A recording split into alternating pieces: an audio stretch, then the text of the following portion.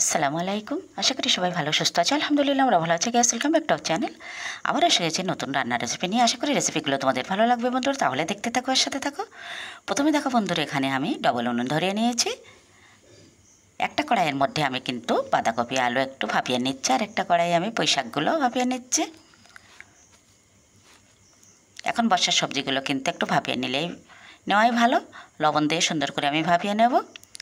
দেখো একেবারেই কিন্তু বন্ধুরা আমার পুঁই শাকগুলো ভাপানো হয়ে গেছে। এখন আমি কড়াইয়ের মধ্যে এখন কিন্তু তেল দিয়ে দিচ্ছি। তেলটা গরম হয়ে গেছে বন্ধুরা। এখন আমি কিন্তু একটা মাছের মুড়ো ভেজে নেব। এই মুড়োটা কিন্তু আমি সবজির মধ্যে দেবো, এই জন্য এটা আমি সুন্দর করে আজকে ভেজে নেব। বেশ সুন্দর করে ঢাকনা দিয়ে কিন্তু আমার মাছের মুড়োটা ভাজা হয়ে গেছে। এখন কিন্তু এটা আমি নামিয়ে নেব। ওই তেলের মধ্যে আমি সামান্য আর একটু তেল মিলিয়ে দেব। তেলটা একেবারেই গরম হয়ে গেছে। এখন আমি কয়েক পিস চিংড়ি দিয়ে দিচ্ছি। যেহেতু আমি মাছের মুড়ো চিংড়ি দিয়ে সবজিটা বানাবো, বেশ অল্প করে আমি চিংড়িগুলোকে দিয়ে দিলাম। সুন্দর করে এখন তেলের মধ্যে ভেজে নেব। চিংড়িটা আমার একটু ভাজা ভাজা হয়ে গেছে বন্ধুরা। এখন আমি কিন্তু সেই ভাপানো পুঁই শাকগুলো দিয়ে দিলাম। পুঁই শাকটা কিন্তু একেবারে সিদ্ধ হয়ে গেছে, তবু একটু ভাজা ভাজা করে নেব। পুঁই শাকের সঙ্গে কিন্তু আমি একটা সবজি মিশিয়ে দেব। এটা হলো কুমড়ো। এখন আমি দিয়ে দিলাম কিছু পাকা লঙ্কা। এখন আমি পুঁই শাকের মধ্যে কিন্তু কুমড়োগুলোকে দিয়ে দেবো। পুঁই শাক আর কুমড়ো চিংড়ি মাথার মুড়ো দিয়ে একটা বেশ ঘন্ট হবে, খেতে বেশ মজাই হয়।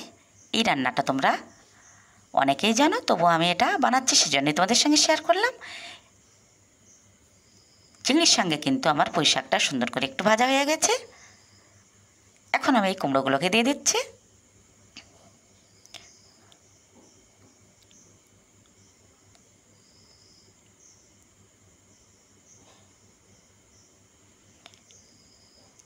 এখন পুঁই শাক আর কুমড়োগুলো সুন্দর করে আমি কষিয়ে নেব। স্বাদ মতো লবণ, পরিমাণ মতো হলুদ সবগুলোই দিয়ে দিচ্ছি। আর এখন একটা জিনিস দিয়ে দিচ্ছি বন্ধুরা, এই চিংড়ির মাথাগুলো আমি শিলপাটায় বেটে রেখেছিলাম, সেটা ধুয়ে সেই জলটুকু দিয়ে দিয়েছি। একেবারেই কষে কষে কিন্তু রান্না আমার প্রায় রেডি। আর তখনই কিন্তু আমি মাছের মুড়োটা দিয়ে দিলাম। এখন আমি একটু ঢাকনা দিয়ে ঢেকে দেবো। আর ঢাকনাটা খুললেই কিন্তু আমার একেবারেই রান্না রেডি হয়ে যাবে। এভাবেই রান্নাটা আমি শেষ করব। আর এর সাইডে কিন্তু আমি এখন মাছের পিসগুলো ভেজে নেব। এই সবজিটা আমি অন্য আর একদিন শেয়ার করে দেবো বন্ধুরা, নয়তো ভিডিওটা কিন্তু অনেক দেরি হয়ে যাবে। এ সাইডে আমার কুমড়ো, পুঁই শাক, মাছের মুড়ো দিয়ে ও চিংড়ি দিয়ে একেবারেই এই ঘন্টটা রেডি।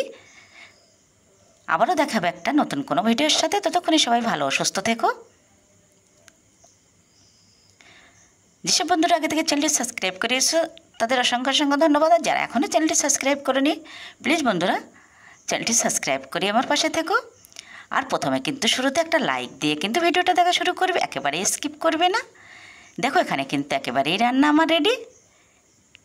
একটু আমি নাড়িয়ে নেব, নিয়ে অন্য একটা কড়াইয়ের মধ্যে আমি ঢেলে নেব।